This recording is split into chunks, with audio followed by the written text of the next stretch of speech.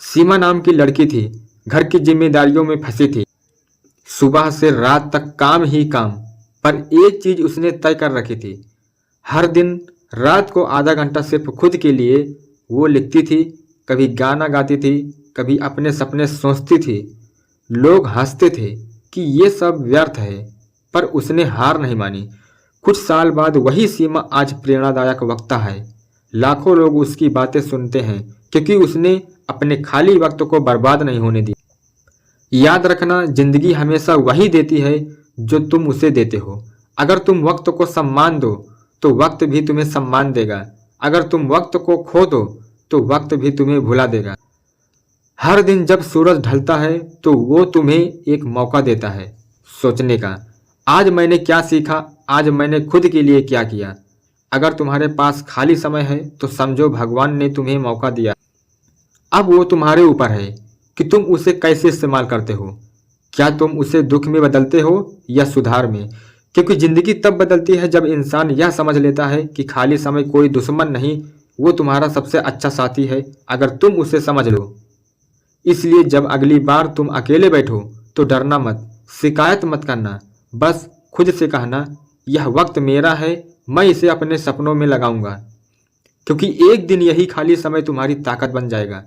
और जब तुम उस वक्त को जीत लोगे तो दुनिया की कोई ताकत तुम्हें रोक नहीं पाएगी।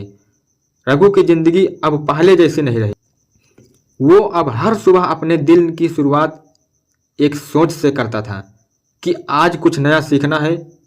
कभी किताबें पढ़ता, कभी डायरी लिखता, कभी किसी पुराने दोस्त को फोन करके उससे कुछ अच्छा जानने की कोशिश करता। वो जान चुका था कि सीखना सिर्फ स्कूल तक नहीं होता, सीखना हर सांस में छिपा होता है। धीरे धीरे उसकी दुनिया बदलने लगी। वो अब अपने आसपास के लोगों के लिए प्रेरणा बन गया था।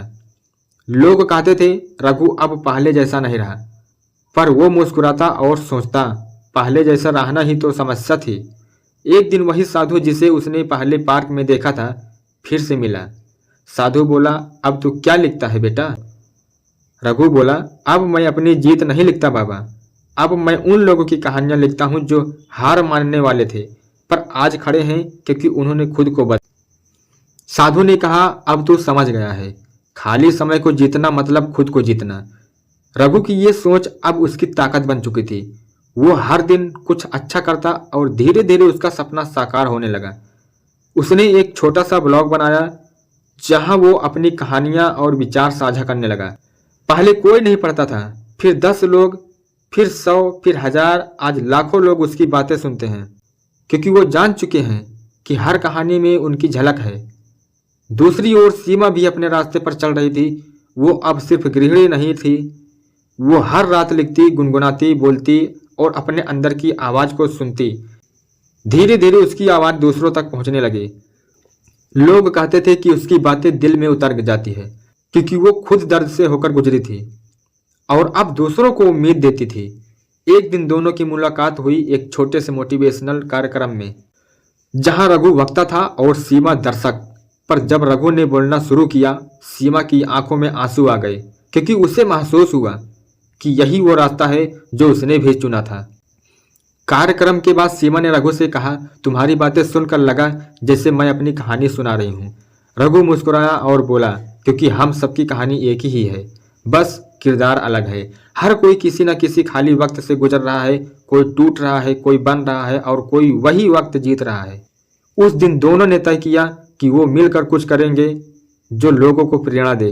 उन्होंने एक छोटा सा अभियान शुरू किया, नाम रखा 1 घंटा खुद के लिए। हर हफ्ते वो अपने शहर में जाकर लोगों से बात करते, कभी स्कूलों में, कभी दुकानों में, कभी छोटे मोहल्लों में। वो लोगों से कहते, हर दिन बस 1 घंटा अपने लिए निकालो, ना किसी शिकायत के लिए, ना किसी गम के लिए, बस अपने सुधार के लिए। लोग पहले हंसते थे पर धीरे धीरे उनका असर फैलने लगा। कुछ लोग किताब पढ़ने लगे, कुछ योग करने लगे, कुछ नया हुनर सीखने लगे और देखते ही देखते पूरा शहर उस 1 घंटे के अभियान से बदल गया।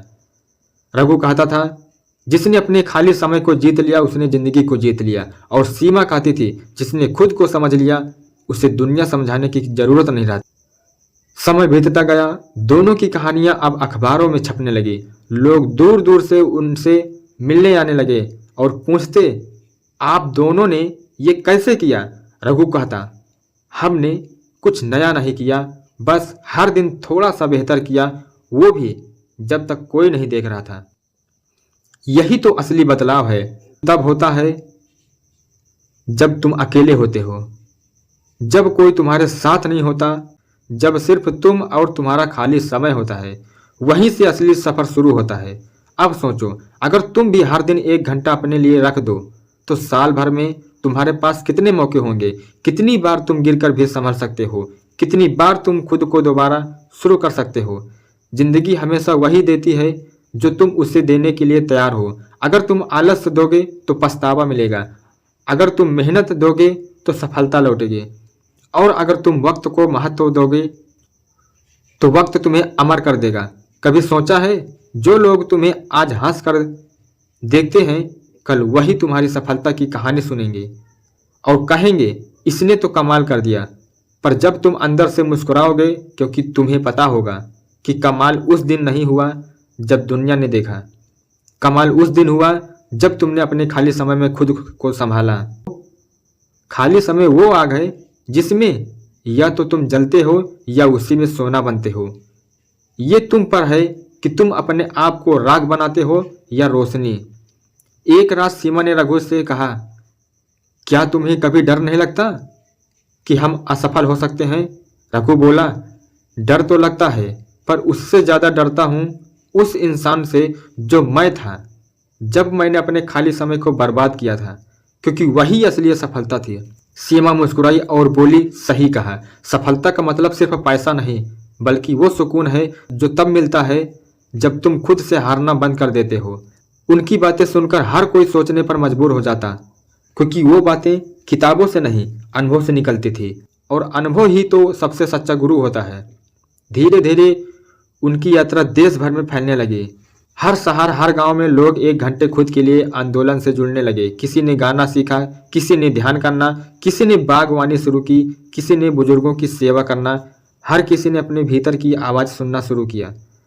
और जब कोई इंसान अपने भीतर की आवाज़ सुनता है तो वो कभी गलत दिशा में नहीं जा सकता। आज रघु और सीमा लाखों लोगों की प्रेरणा बन चुके हैं, पर अगर कोई उनसे पूछे कि ये सब कैसे शुरू हुआ, तो वो दोनों एक साथ कहते, सब कुछ उस खाली समय से शुरू हुआ जिसे हम पहले बर्बाद करते थे। इसलिए आज तुमसे एक बात दिल से कहना चाहता हूँ, जब भी तुम्हारे पास खाली समय हो तो शिकायत मत करना, घबराना मत, बस खुद से कहना, यही वो वक्त है जिससे मैं अपनी किस्मत लिखूंगा। क्योंकि जो अपने खाली समय में खुद को बदल लेता है, उसका आने वाला वक्त पूरी दुनिया को बदल देता है।